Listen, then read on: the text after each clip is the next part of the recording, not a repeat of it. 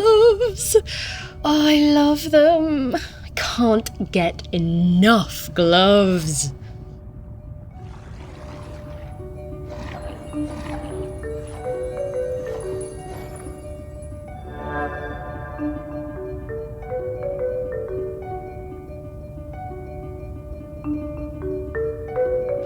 I stole the farmer's glove.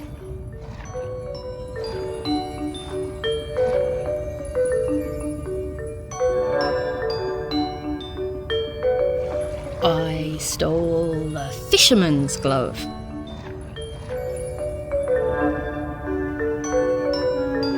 I saw that girl out in my woods, riding that strange bumpy beast around again.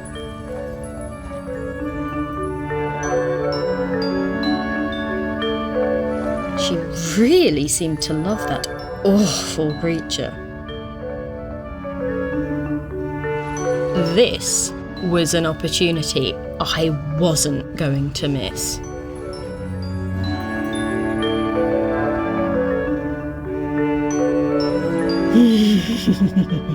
Lovely gloves.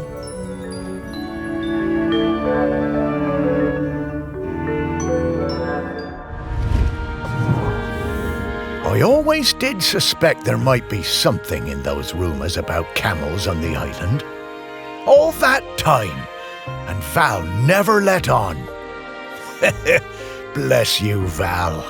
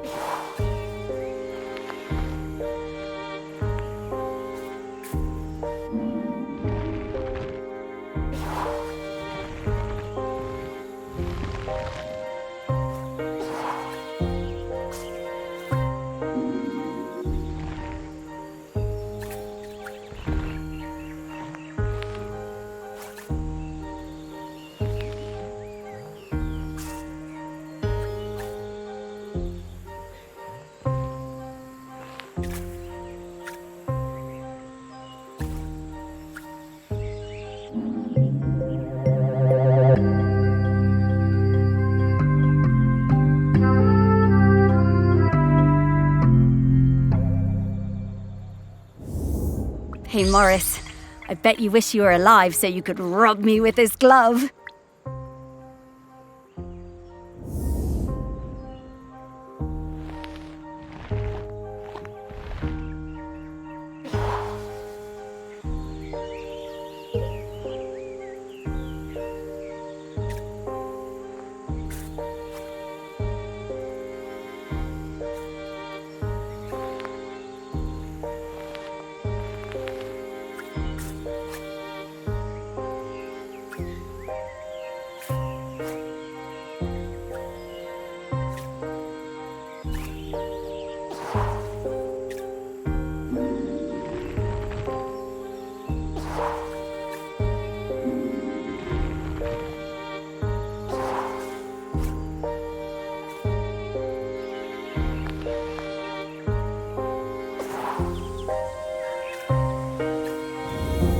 I'm getting the scent of Grenkins again, Morris. I'll pop up to let you know when we're close to one.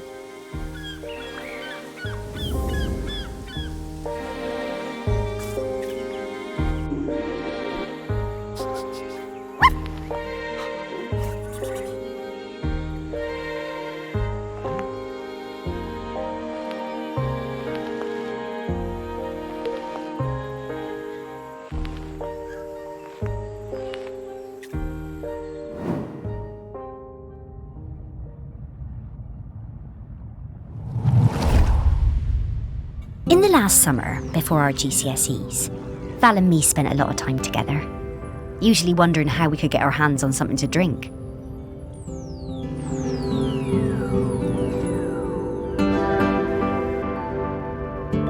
No one on this stupid little island would serve us, though.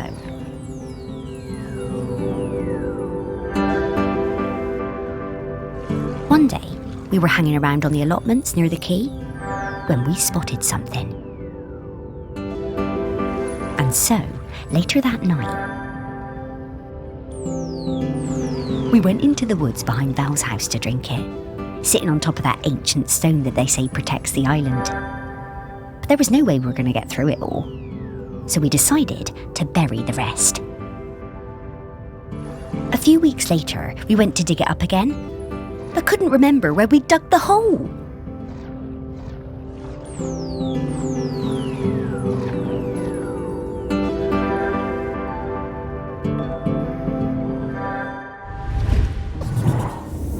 There is so much of our history buried on this island. Stories everywhere, right under your feet.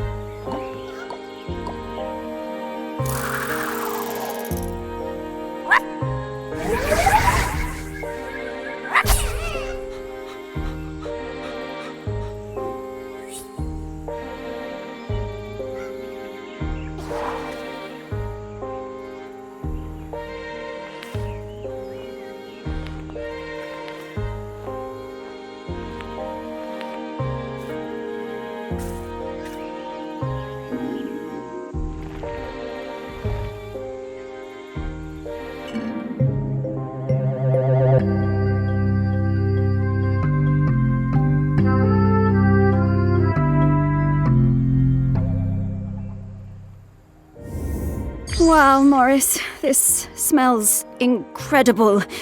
I'm getting scallops, I'm getting peaty bogs, I'm getting roast lamb. Woof!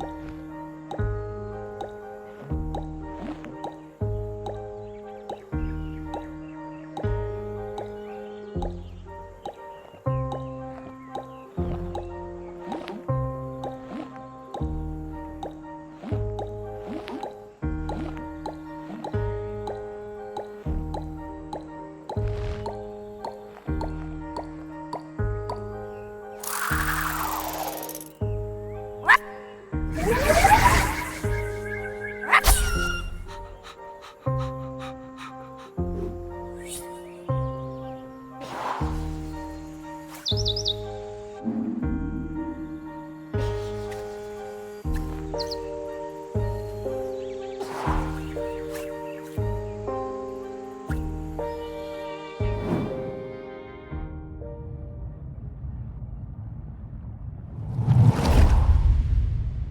spent the summer of '83 with Henry Outram, Laird of Shelmerston, in his grand hall working on a new piece.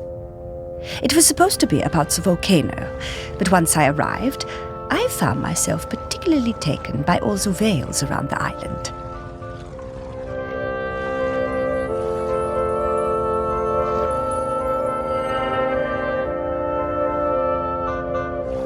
Henry was a delightful host, always excited to have us bright young artists around, and always ready with a charming question or a fortifying glass of something.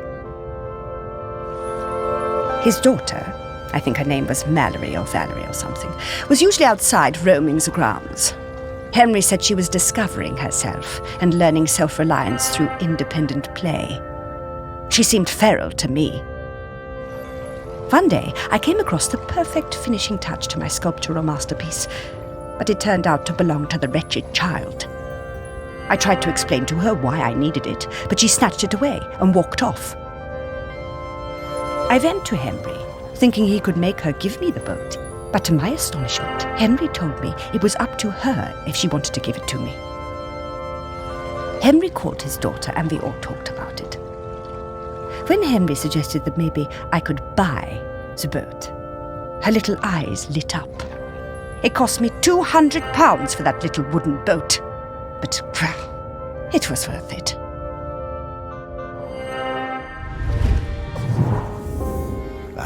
Henry was a good dad at heart, caring about Val's feelings, and treating her like a grown-up even when she was little. Partly how she became so independent, I reckon.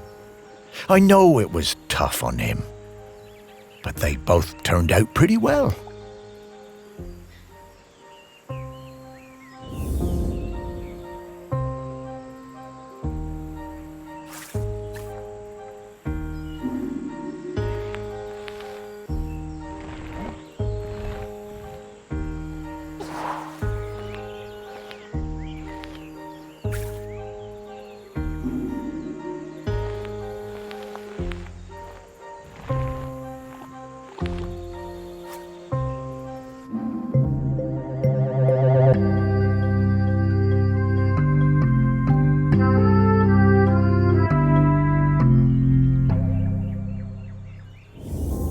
I wonder how many people even saw this.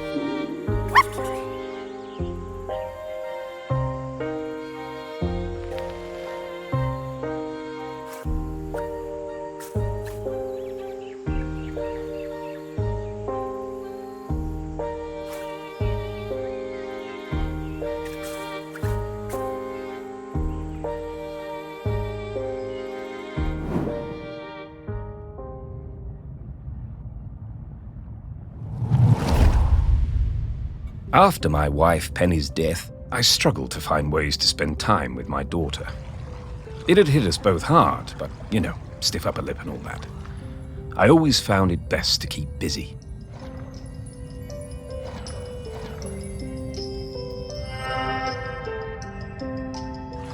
Looking for something we could do together, I bought Valerie a set of paints. But she never even opened them. I was cross at first, but asked myself, what would Penny do? So I decided to let it go. Then one day I managed to talk her into coming into the park with me to paint some of the nature she loves so much. She wasn't very enthusiastic, but agreed to give it a try. It was a disaster. Valerie simply didn't have the temperament for painting. She had a huge, silly tantrum and threw all the paints away. I told her I wasn't having this kind of childish behavior, and I told her to stay in her room until she had calmed down. I wished Penny was still with us. She would have known what to do with the child.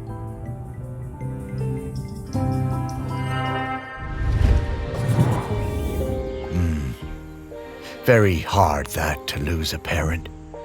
Was never going to be easy after her mum died, but he always did seem distracted with his fancy art projects.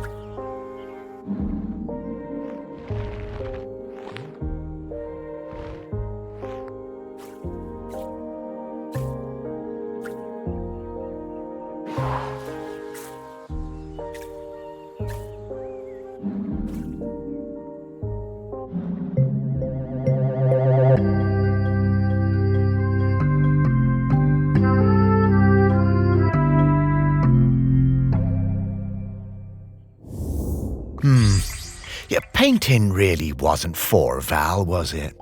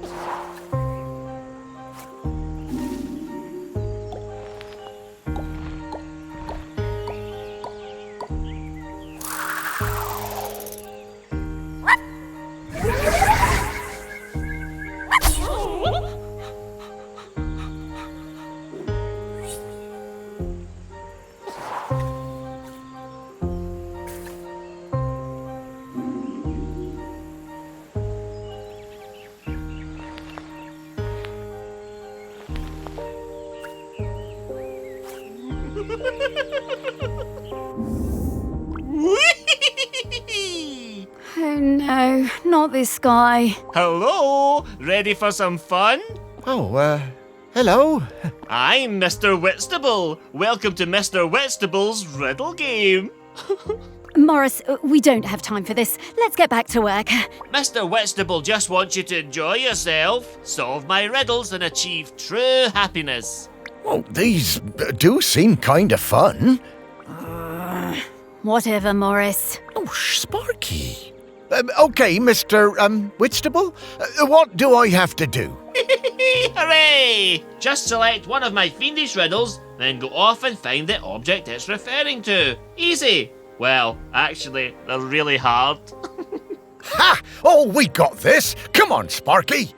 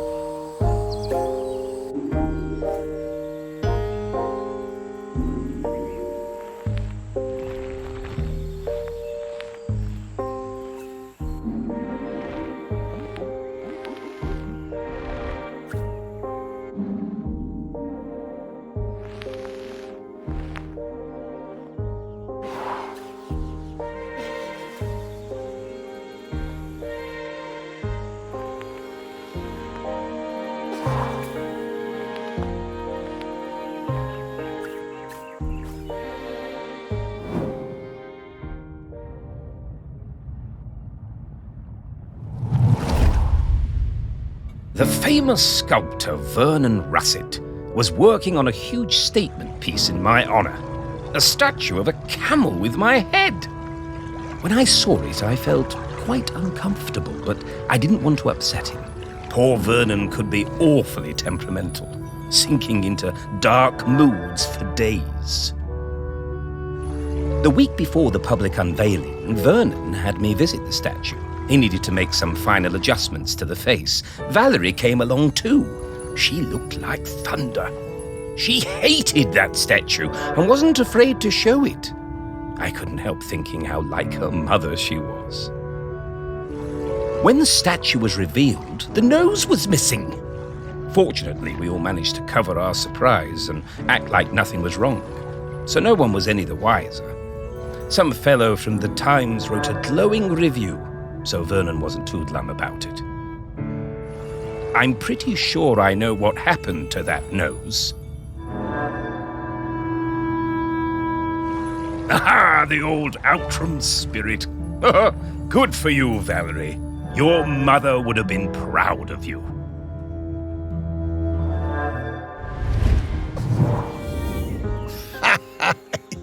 Yeah, Val told me about this.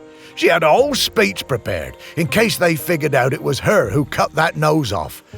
But she never even needed it.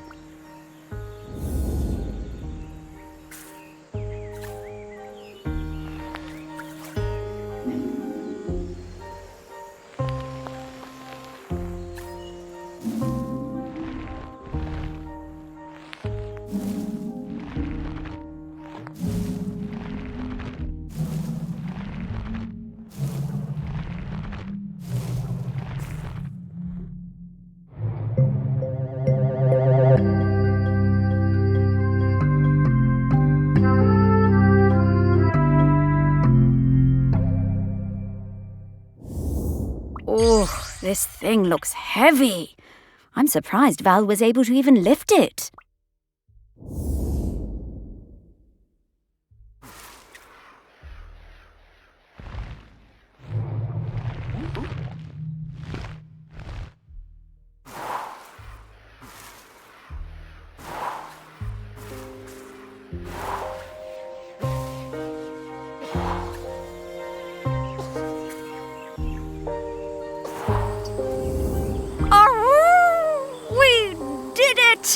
Oh, yes! I know what Val smells like now. Her signal is wafting through to me very clearly. Time to fly.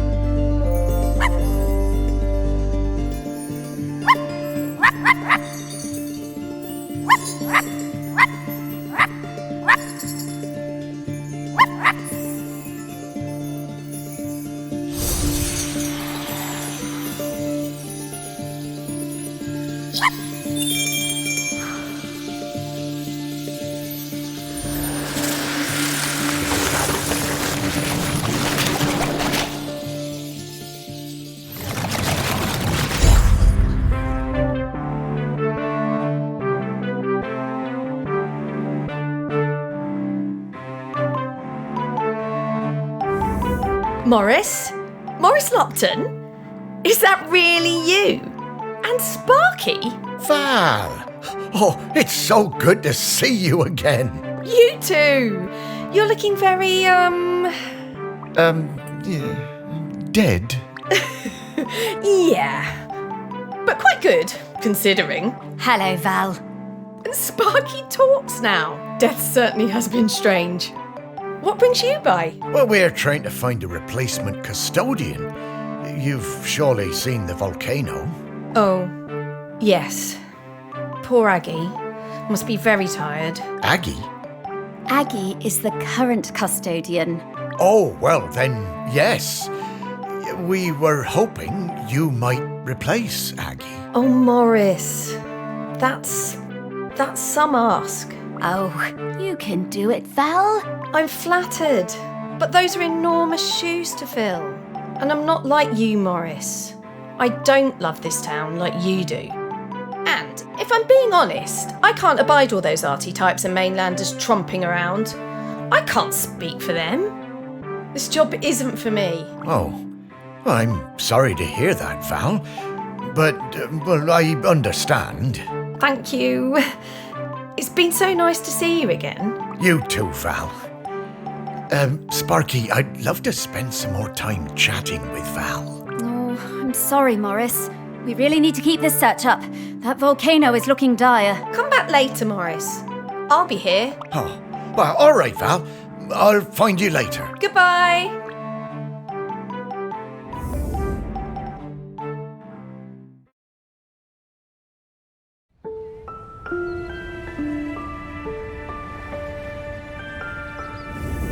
Oh, slow down, Sparky.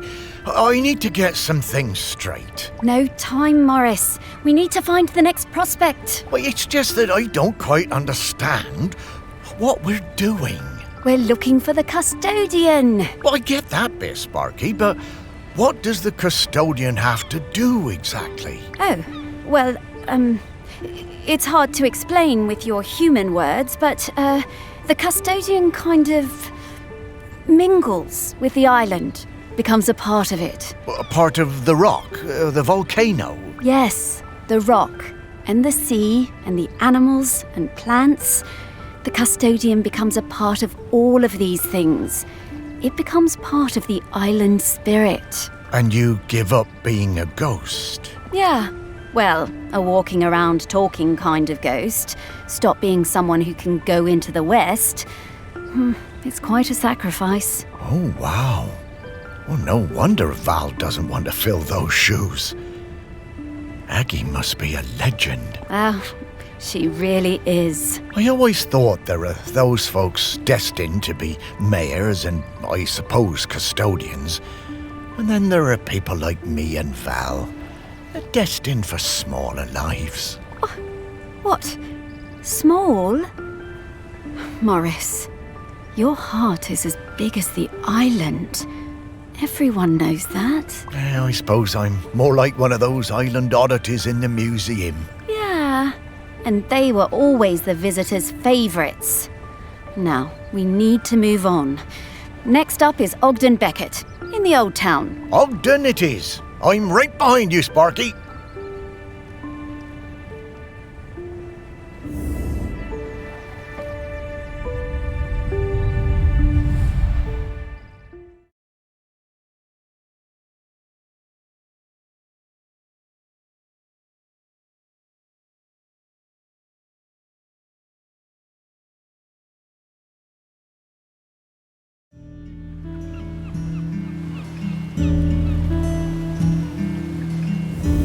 So, Ogden next, eh?